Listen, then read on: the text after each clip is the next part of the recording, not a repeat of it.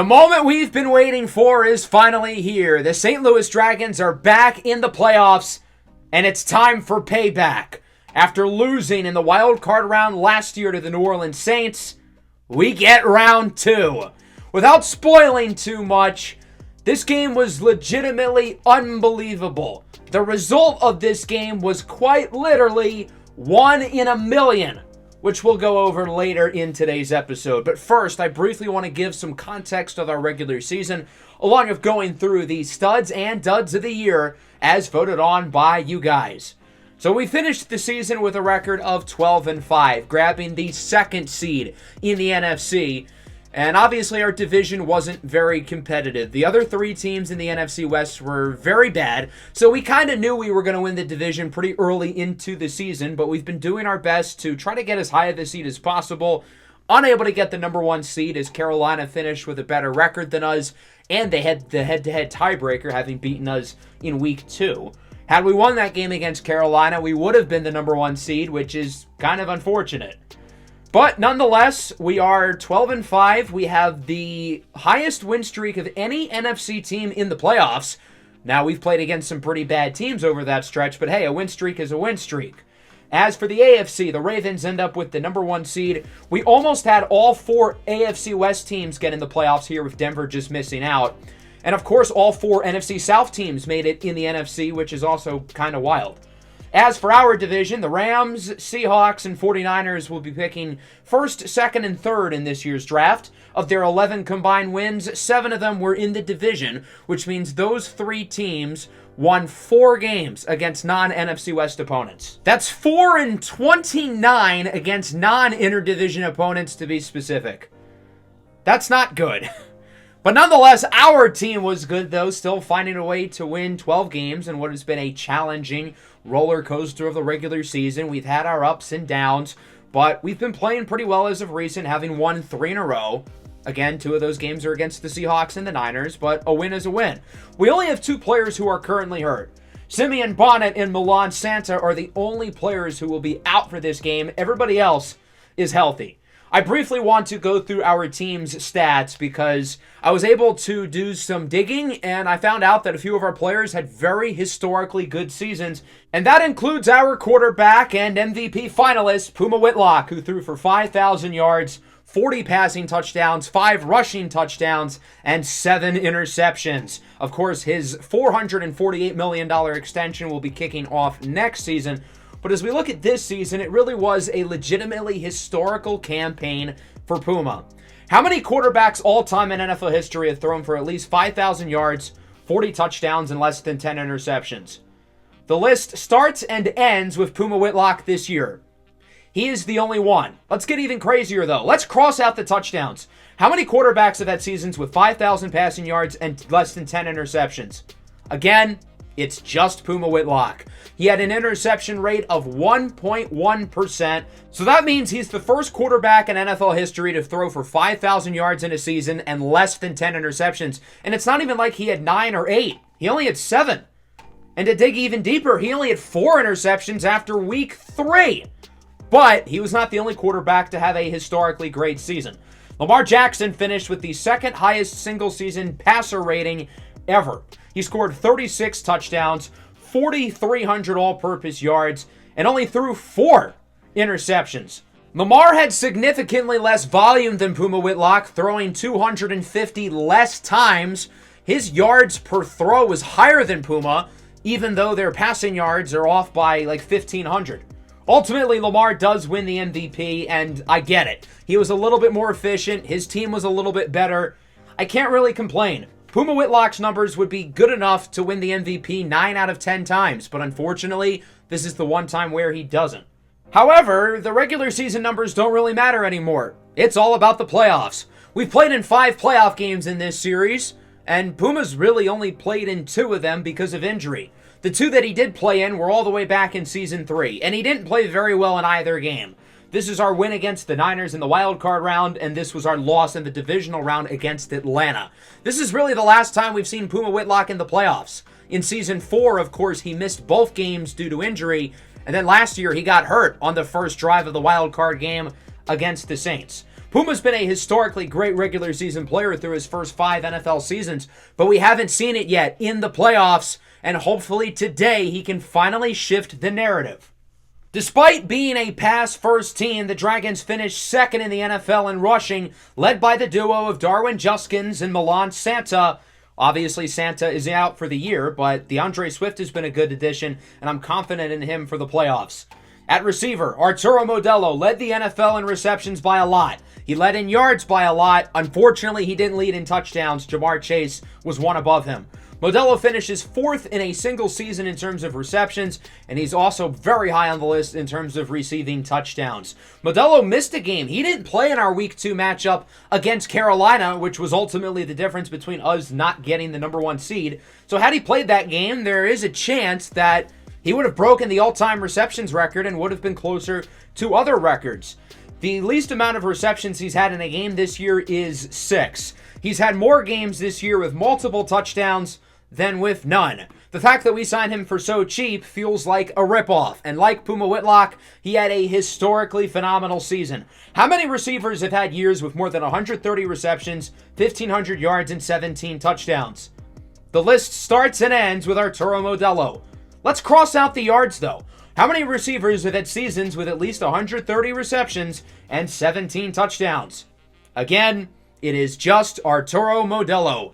What a phenomenal season for Modelo. And again, keep in mind, he missed a game. He didn't play in Week 2.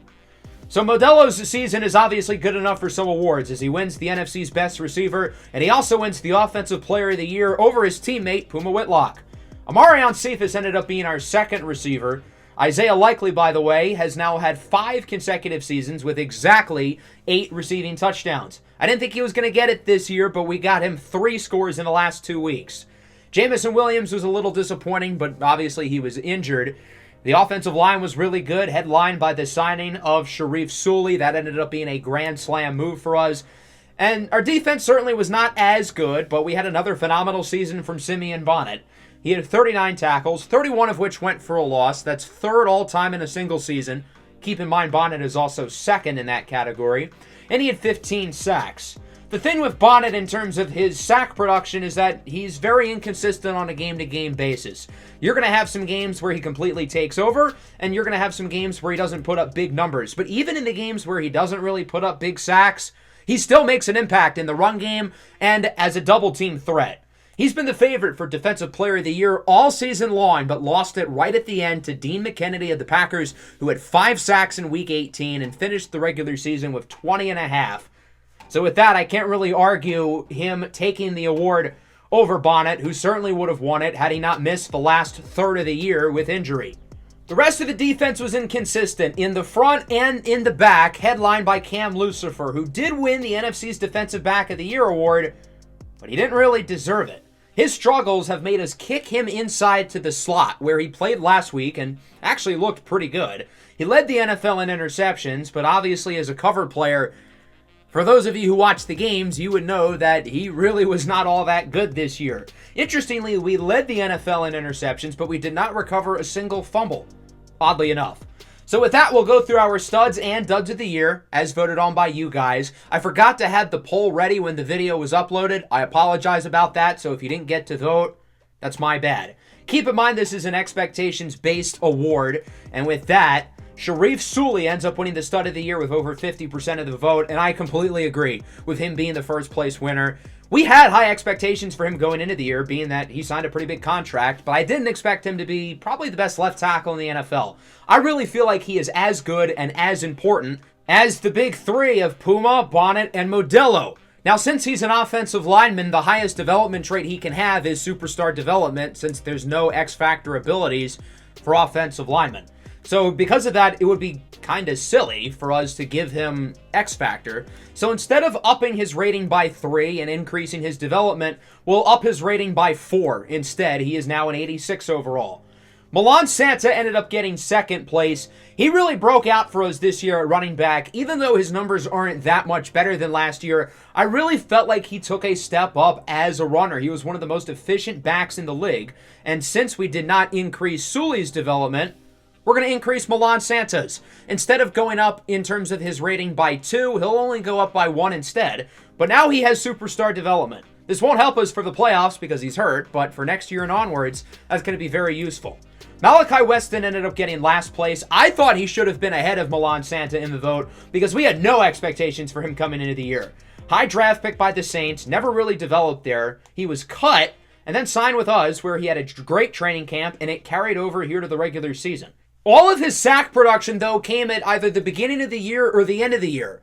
Through weeks 6 through 16, he only had half a sack, but he played really well at the start of the year. He's been playing really well down this stretch. He didn't get to play against the Saints the first time we saw them, so now he'll finally get revenge at the team who let him go this offseason. As for the dud of the year, DJ Orleans ended up winning it over Cam Lucifer, which honestly surprised me a little bit, but I kind of get it. We expected DJ Orleans to be our second pass rusher. He ended up finishing 7th on the team in sacks. So he was a massive disappointment this year for us. We did not pay him $13 million this offseason to get to the quarterback twice. He's been a great player for Atlanta, and it's not like his snap count went down. He was just that much worse here. So because of that, he will go down in rating by 3, and he will lose his development going down to normal. Cam Lucifer barely even got second place with Bugsy Briggs, the offensive tackle, which really surprised me with Lucifer's struggles in coverage. Sure, he led the NFL in interceptions, but he had a very 2021 Trayvon Diggs-esque season, but he had even less turnovers than Diggs had, and in coverage, he was really bad. We didn't draft him to be Trayvon Diggs. We thought that he had bad ball skills coming out of South Carolina, but was a great cover player. He was the complete opposite this season. So he'll go down in rating by 2, but he'll keep his development trait. And since he led the NFL in interceptions, I imagine he's going to go up in dev. So that means next year he's going to have superstar X Factor. Bugsy Briggs ended up getting the last spot. I didn't really know who to put as our final dud of the year candidate because there was nobody else who was really that disappointing. So I ended up going with Briggs because he was our worst offensive lineman, but it's not like the expectations were sky high. We only signed him to a 1-year deal in the offseason for $9 million.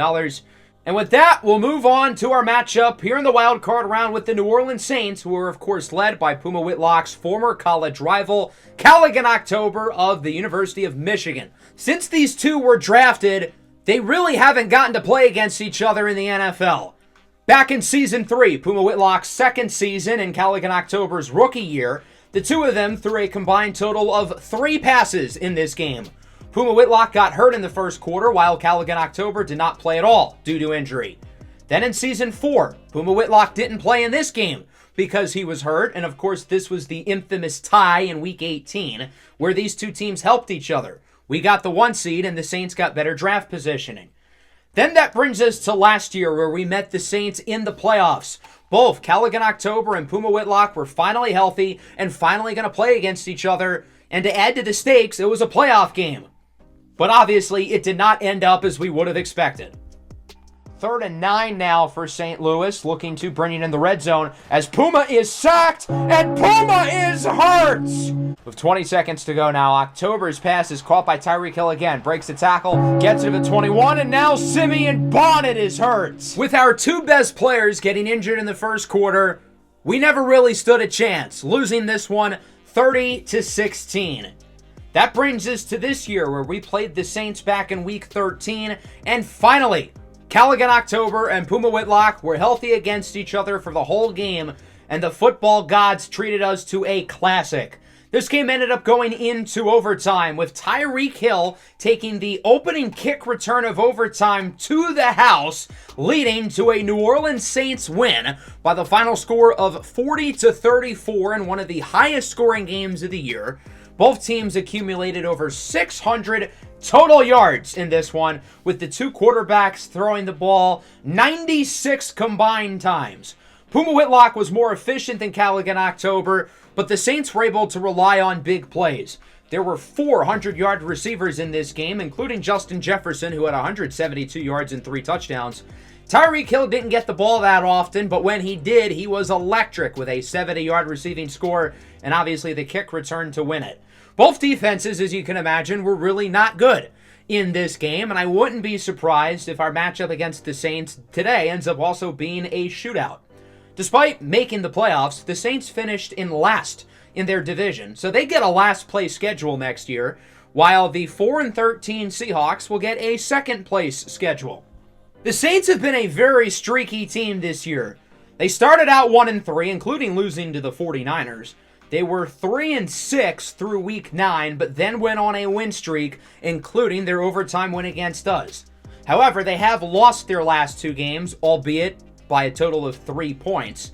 So the Saints have been very up and down throughout this season, but we know this team is dangerous. They beat us this year, they beat us last year in the playoffs, and they were 1 win away from making the Super Bowl a year ago, of course led by Callaghan October, the 4th-year quarterback out of Michigan, who's really blossomed into a good pro, and he, like Puma Whitlock, will get a fat stack of cash in his bank account soon.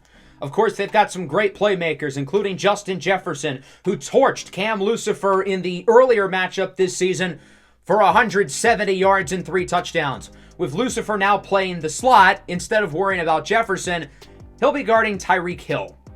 That should be significantly easier, right? The Saints have one of the best offensive lines in the NFL, but the weak spot of this team is their defense. That side of the ball is certainly lacking, maybe even more so than ours. So with that, our team is now fully ready to go for the wild card round here against the New Orleans Saints. The pressure is on for our St. Louis Dragons. We've made the playoffs now 4 seasons in a row. This is no longer a young team getting their feet wet in playoff action. We've been around the block. We have expectations. And if we fall in the first round of the playoffs again, there could be some not fun conversations to be had about this team in the offseason.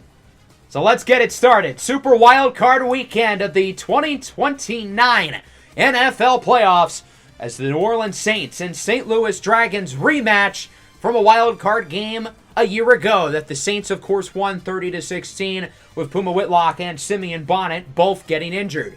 Obviously, Simeon Bonnet will also not play in this game, but the big storyline regarding Puma Whitlock is that he is healthy and he is ready to go. Since Season 3, Puma Whitlock has thrown 3 playoff passes.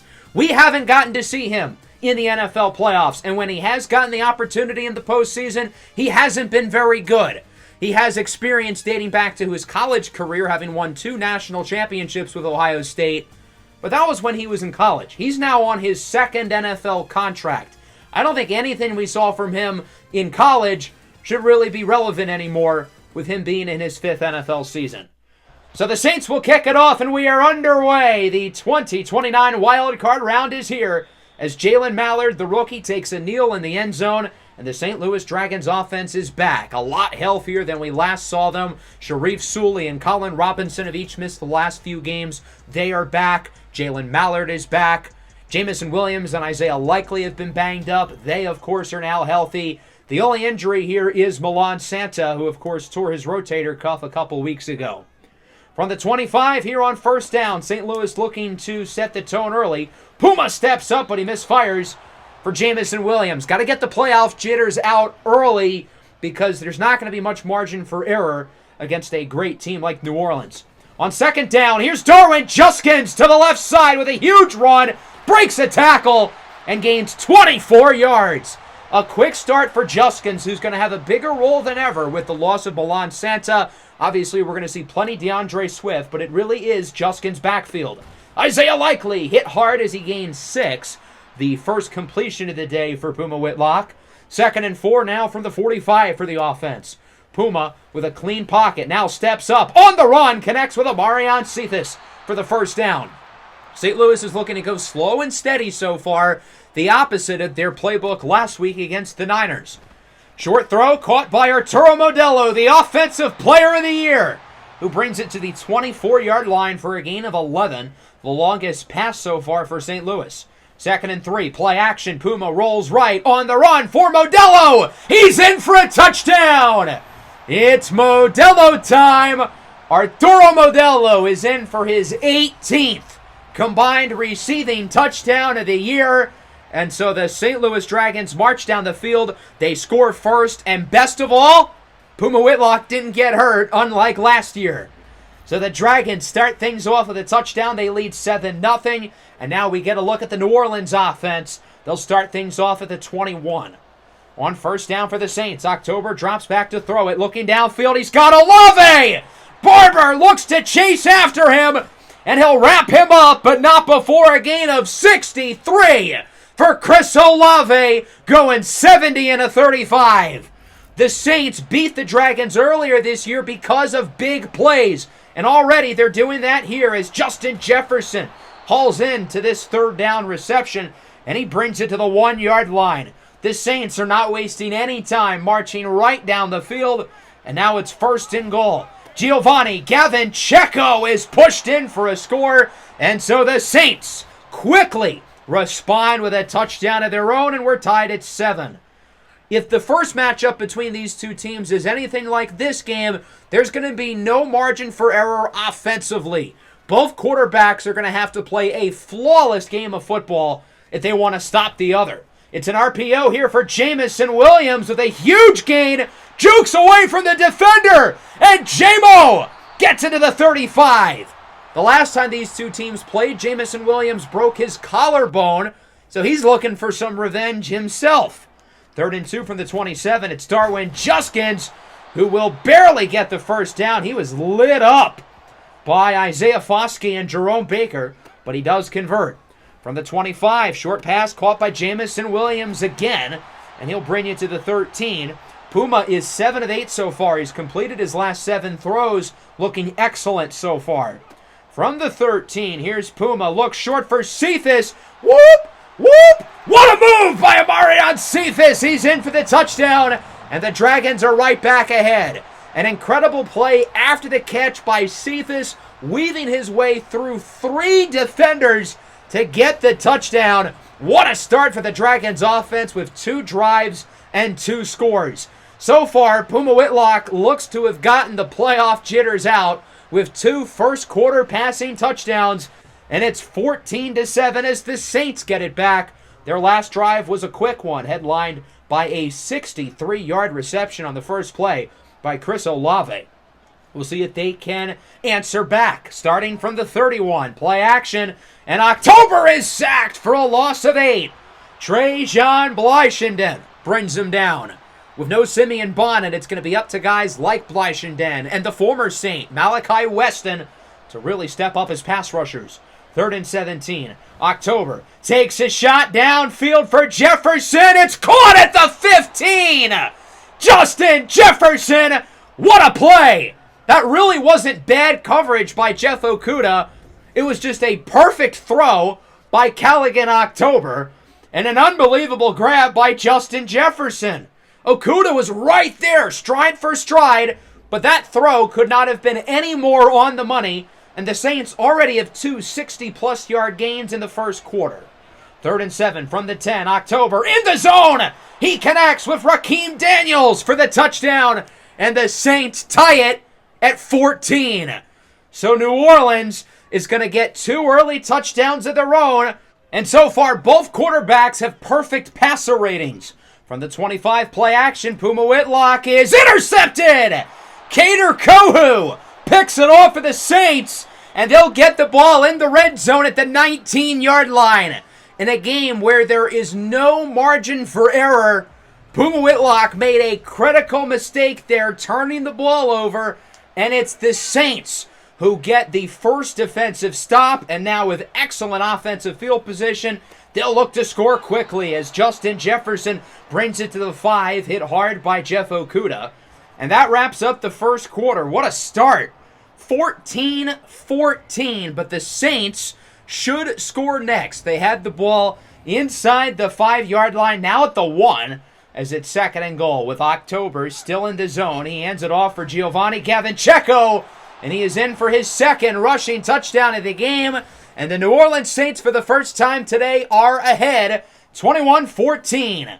So sure enough, the Saints offense does their job, and now the Dragons know that any room for mistakes have been cut significantly. So St. Louis will start things off here from the 25. On first down, it's a handoff for Juskins with plenty of room. Another first down for Darwin Juskins as he gets it to the 36. Now from the 46. So far, so good on this possession. It's a handoff for DeAndre Swift. Breaks a tackle. He gets around 4 as Isaiah Likely is banged up. likely had been dinged up over the last couple of weeks. Doesn't look like a serious injury, but he'll likely take a little bit to get back into the game. So we'll see plenty of the rookie tight end Wilson Voafana, drafted in the 3rd round out of South Florida. On 3rd and 6, it is Voafana who gains 5. So what do the Dragons do here on 4th and 1 from the 45? Do you go for it or do you punt it? St. Louis is going to punt it. They feel like it's too early to go for it in a game where you really can't make mistakes. They're going to try to pin the Saints back deep and hope their defense can wake up. This punt will go inside the 20, downed at the 18 by Blake Richardson. So the Saints are in a good spot. They had the ball. They had the lead. We'll see if their offense can continue to play extremely well. By punting, St. Louis is putting some faith in their defenses. It's a play action to start. Downfield, caught by Jefferson again, who is going to be wrapped up out of bounds at the 39-yard line. A very quick start for Jefferson, who's already at around 100 receiving yards so far in the first half. From the 39 now, 7.5 minutes to go in the half. This pass is dropped by Okudah. He had an easy interception right in his hands. The defense has to take advantage of opportunities such as that one because they're not going to get many. So the Saints just dodged a bullet there, and now it's 2nd and 10. October's pass is picked off. Ronrakis Barber with the interception and a nice return. He's wrapped up by October at the 40. So the Dragons get their interception after all, and now both quarterbacks have made really bad throws here in the first half, but unfortunately, Owen Popo is hurt on the play. He ends up dislocating his hip. He'll be out for the game, and that's probably going to keep him out multiple weeks. So if the Dragons win, they're probably going to be without their 2 best defensive players, which is certainly not ideal. From the 35, here's Puma going to run with it. And Puma Whitlock slides at the 21 for a gain of 14. St. Louis knows they need to take advantage of the turnover as they look to tie the game here with now 6 minutes left in the half. From the 21, short pass caught by the rookie Wilson Voafana, who is out of bounds at the 6. A nice play there by Voafana, who's made some nice grabs since the injury to Isaiah Likely. So now it's 1st and goal. St. Louis looking to tie the game. It's Darwin Juskins with a nice block. Whoop! Jukes by 2 defenders and waltzes in for a score, walking the red carpet. And this game is tied at 21. A quick start on the ground for Darwin Juskins. The boys are fired up. And so St. Louis does take advantage of the interception by Ronrakis Barber. And again, this game is tied. No shortage of points here through the first 15 minutes or so as the Saints get it back. 3rd and 9. Can the defense get another stop? October under pressure. He's sacked again. Trajan Bleichenden with his 2nd sack of the first half. A big defensive stand there for St. Louis, and I give the Dragons defense some credit. They started poorly in that first quarter, but their last 2 drives, they had an interception and a 3-and-out. We'll see if they can keep it going as the offense gets it back with a chance to take the lead, and it feels like the momentum in this game is starting to shift a little bit. From the 45, Puma looks to throw it on 1st down. He's going to connect with Arturo Modelo. Down the field, he is pushed out of bounds at the 23. It's been a solid start for Modelo. He hasn't been lights out like he has been over the last few weeks, but he's made some nice plays, of course. 3rd and 4. Nice grab by Wilson Voafana. Hanging on, bringing it to the 9, and the rookie makes another nice grab. 1st and goal from the 9. Puma has Voafana wide open, and that might be the weirdest drop I've ever seen. Puma knew the right corner of the end zone was going to be wide open pre-snap. His only read on that play was Voafana, who should have caught the ball. 2nd and goal. DeAndre Swift with a nice move, and now Jamison Williams is hurt. The Dragons are getting hammered by injuries today. JMO again, of course, got injured the last time these 2 teams played, and so now it's 3rd and goal at the 5. We'll see what the play call is here. It'll be a pass. Puma rolls left, under pressure with space, dives in for a rushing touchdown, and the St. Louis Dragons take the lead. Puma Whitlock showing off the dance moves, and it's 28-21. So St. Louis makes a nice play there with Puma Whitlock scoring his 3rd all-purpose touchdown of the game. And now the Saints got to be feeling some pressure, allowing 14 unanswered points. It feels like the Dragons have all the momentum on both sides of the ball, and this could be a really pivotal drive here for the Saints. with under 3 minutes left to go in the first half. And now we're at the 2-minute warning. So it's a full-on 2-minute drill for Callaghan October and New Orleans. And they've got a huge 3rd and 4 to start. Again, margin for error offensively is low. Risky throw. What a catch by Raheem Daniels, who takes a pop from Okudah, but hangs on for the first down. 2nd and 10 now from the 40. October looks to throw it. Has time. Downfield it is. Caught by Jefferson. Mossing Okudah. Again, that was phenomenal coverage. Jeff Okudah did everything he could have there, but Justin Jefferson is just a little bit better. Another 3rd down now for the Saints. It's 3rd and 5. October looking for Jefferson. It's caught again for another first down. Justin Jefferson is unguardable. I won't call him uncoverable because Okudah's covered him pretty well, but Jefferson still catches everything. October with a great throw for Olave, who's in for a score as his footwork completely fools Ronrakis Barber. And now this game is tied at 28.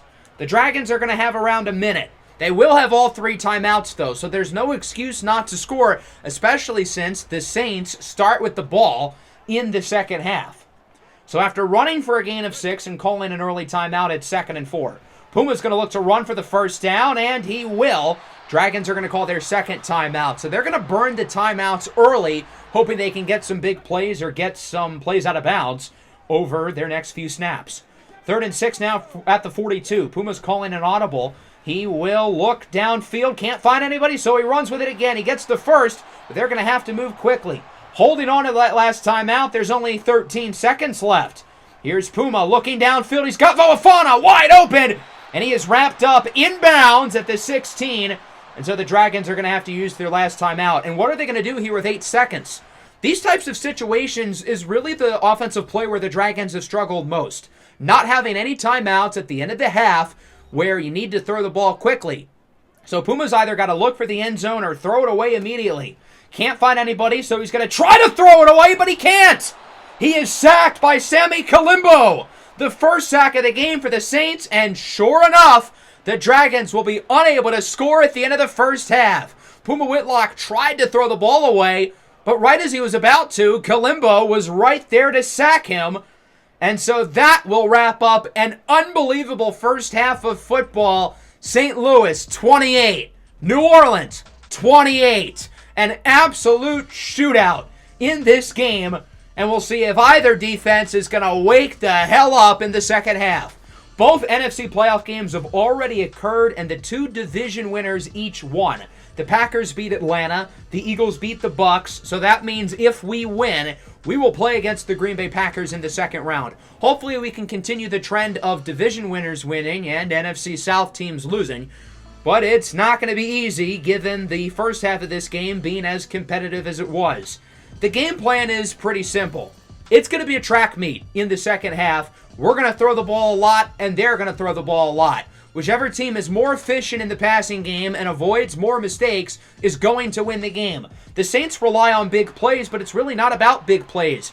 Both teams have scored on almost every drive. So if that continues, these offenses are going to find ways to score touchdowns. It's a matter of not having drives stall and, more importantly, not turning the ball over.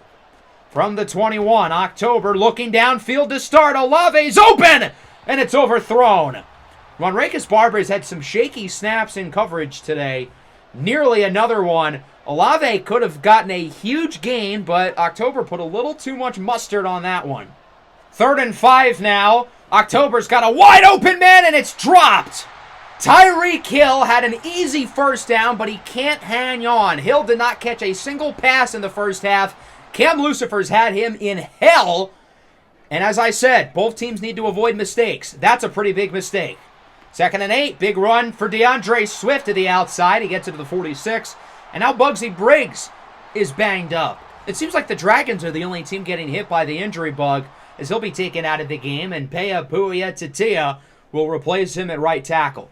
2nd and 5 from the 41. Puma goes short for Darwin Juskins, and he will break some tackles to the 30. I think we're going to see a lot of short passing here in the second half. The Dragons want to wear this defense out, take as much time off the clock as they can, and obviously, again, most importantly, avoid mistakes. Here's Juskins to the left side, outruns 2 defenders, trying to plow his way in as he gets into the 4.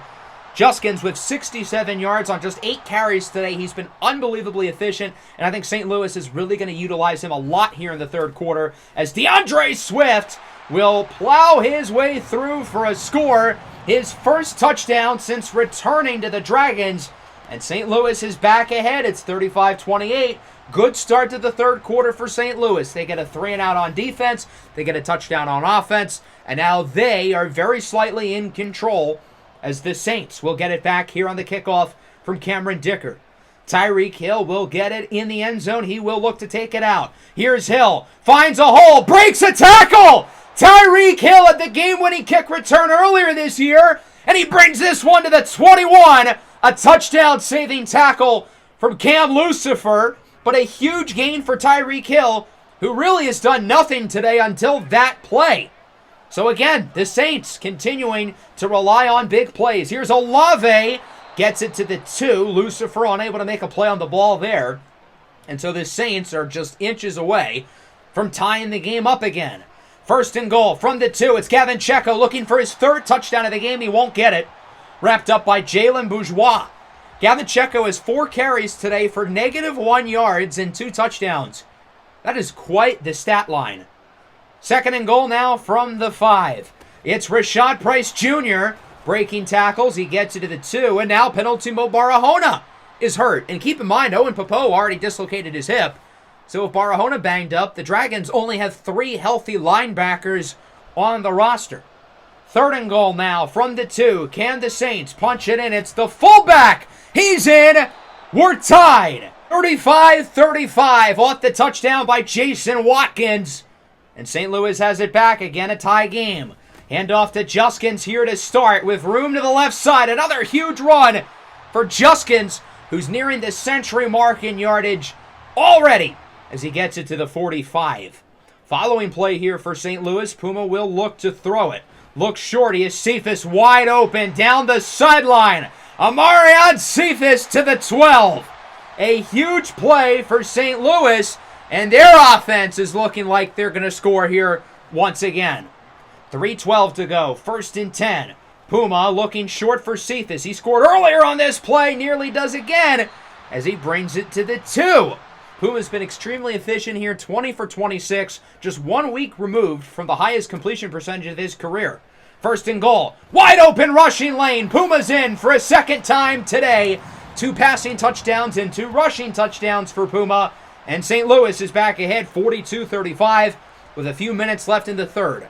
As high scoring as the first matchup was between these two teams, this game already has more combined points with 2.5 minutes left in the third quarter.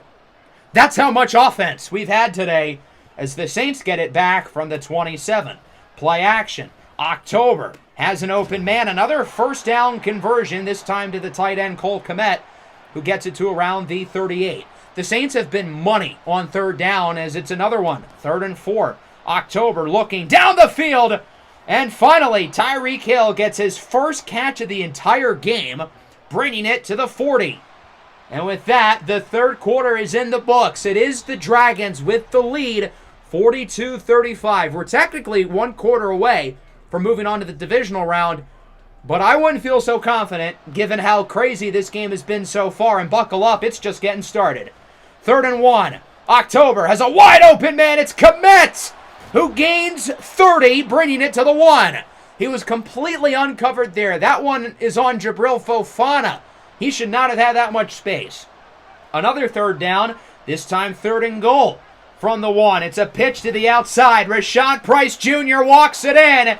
And we are tied at 42. Neither team can get a defensive stop right now. And the Dragons get it back with 8:24. Shout out Kobe. So we'll see if St. Louis can get another big drive. They've scored both times they've gotten the ball here so far in the second half. Puma, short throw for DeAndre Swift. And he gets around 8 or 9. And we've got a flag. A late hit on Tariq Woolen. It's an automatic 15 yards. A huge penalty against New Orleans. And St. Louis already has it right around midfield. A very quick start to the possession. From the 47, it's an RPO for Arturo Modelo down the field, and he is pushed out at the 32. It's been a quiet day for Modelo's standards. He only has 7 catches for 100 yards and a touchdown. Not a bad game for anybody else's standards, but he really has not been made that much of a focal point on the offense like he has through other games this year. Here's his 8th catch of the game. Outruns Kohu, spins away from Tariq Woolen, and is wrapped up at the 12 by Jamal Jarrett. St. Louis's offense really is, once again, wasting no time, but they've got to convert a 3rd and inches from the 3. It's a QB sneak, powering it with Puma Whitlock, and he gets it to the 2. After a short run, they now have it at the half-yard line. 2nd and goal from the 1. Puma, QB sneak. He is stood up, but I don't think he could be any closer. He appears to be a little bit banged up, but he's going to look to tough it out. And so now it's 3rd and goal. Do you go back to the QB sneak with Puma Whitlock getting up gingerly? Yes, they will, and he is pushed in for a touchdown. I don't think he would have gotten it, but an incredibly high IQ play by the fullback, Gift Aaron Jr., along with Joe Mixon to both push him in for another touchdown. That's Puma's 3rd rushing score of the game. He only had 5 rushing touchdowns during the entirety of the regular season, but he's got 3 today. And again, the Saints would have gotten the stop if not for the late push from Aaron and Mixon. 49-42. This has to be a record for the most points in team history, right? Just over 5 minutes to go. This clock is ticking. Tyreek Hill will receive it in the end zone. Hill finds a hole again! Outruns Dicker! And this time nobody's in front of them! This game is tied at 49! A kick return touchdown for Tyreek Hill, and this game will not stop creating magic. Hill nearly took one to the house earlier today, and of course he had the game-winning kick return the last time these two teams played.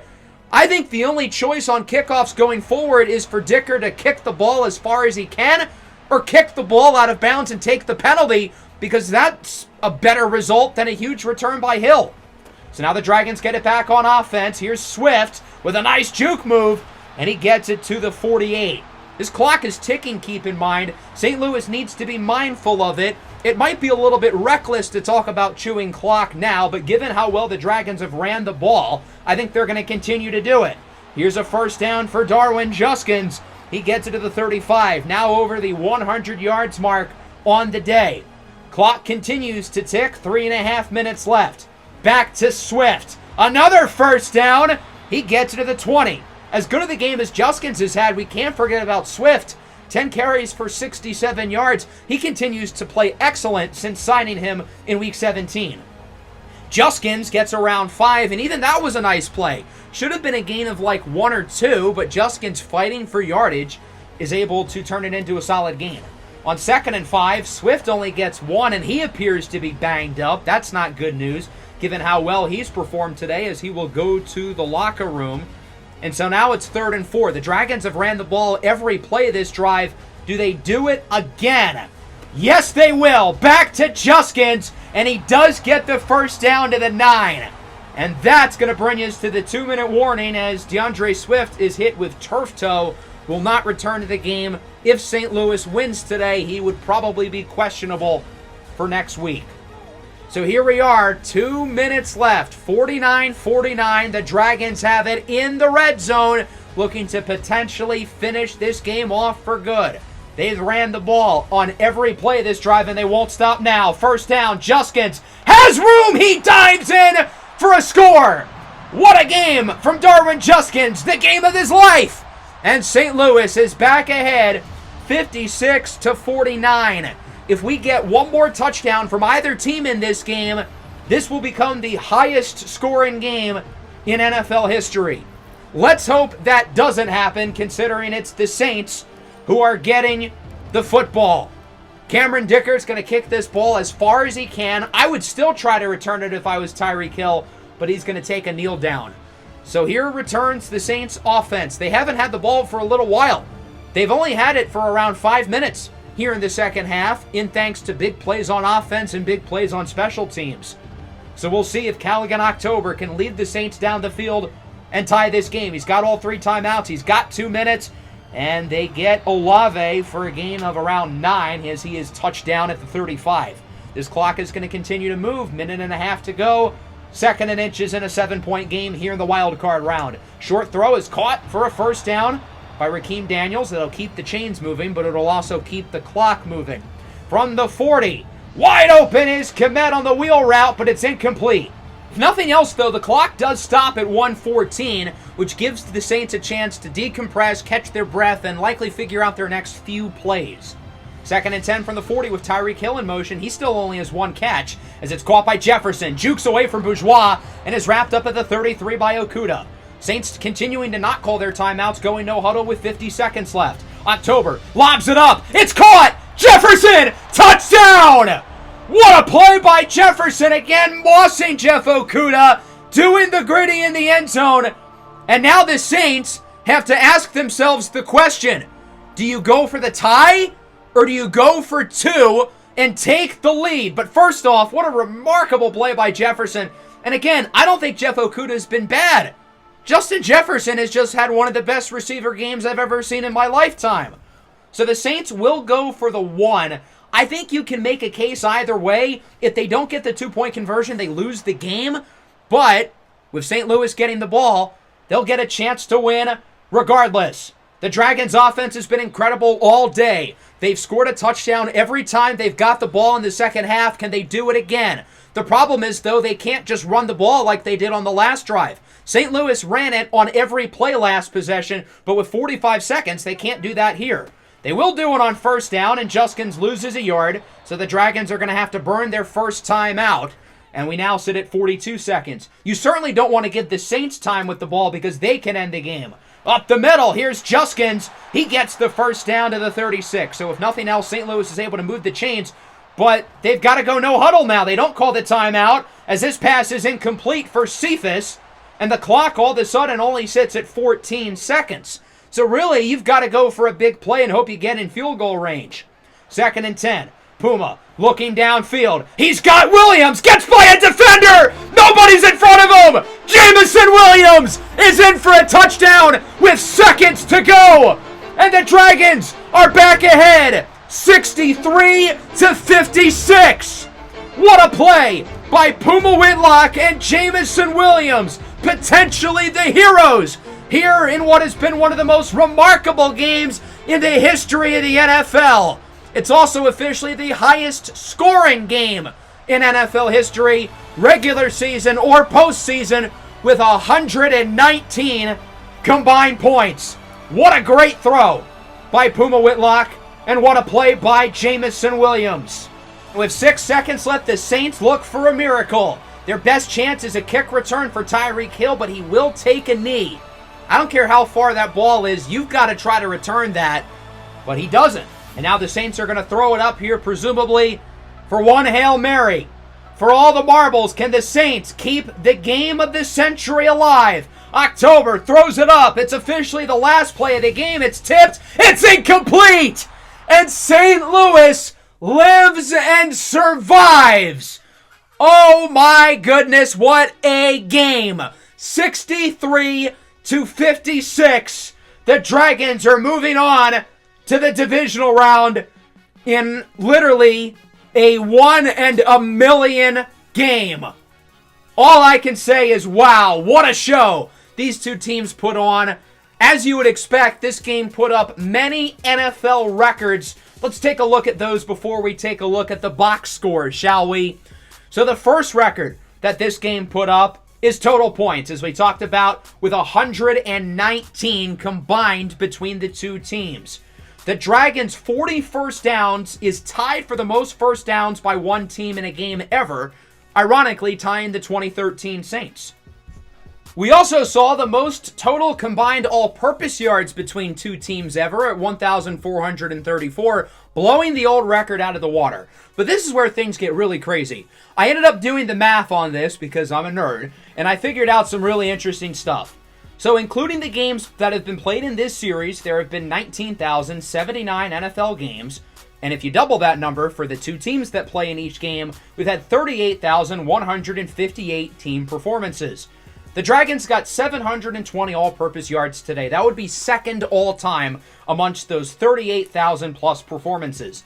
The Saints ended up with 714 total yards, which would be third all-time. The only team higher would be the Rams with 722 in a game played in 1951 in which they beat the New York Yanks. Now, keep in mind, in real life, that record was actually broken in the 2023 season by the Miami Dolphins in the game that they scored 70. But that game did not happen in this series, so thus, I am not counting it. So with that, we know that it's only happened 3 times where a team gets 700 all-purpose yards in a game. 2 of those 3 just happened today. The odds of one team getting 700 all-purpose yards in a game is 0.008%.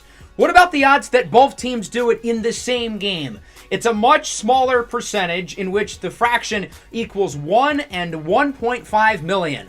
So when I said it was a 1 in a million game, I lied. It's a 1 in a 1.5 million game. So I Googled some 1 in a million scenarios that are more likely than 2 teams getting 700 all-purpose yards in a game. I discovered Littlewood's Law, which tells you that you will get a 1 in a million event around once per month on average. So this is your 1 in a million event. I'm happy you got to spend it with me. Some things that are more likely include you winning an Olympic gold medal, one of the next 24 babies born in the U.S. becoming the president one day, getting a royal flush in 5-card poker, getting struck by lightning, specifically within the next year. It is 5 times more likely the White Sox win this year's World Series and the Pistons win next year's NBA Finals. And then this last one is a little bit of a stretch. I don't think it's quite as likely, but I get a girlfriend within the next year. That one's at the bottom, though, for a reason. So those are the wild numbers behind this game, but numbers don't win you football games. Playing good football wins football games, and, well, we certainly played good football offensively. 663 yards of offense. These 2 teams had very similar passing totals, a hair above 400. The big difference, though, was the ground game. We ran for 259 yards. They ran for 22. Maybe we don't need Simeon Bonnet to stop the run. Both teams converted over 80% of their third downs. We had both teams convert at least 75% in the red zone.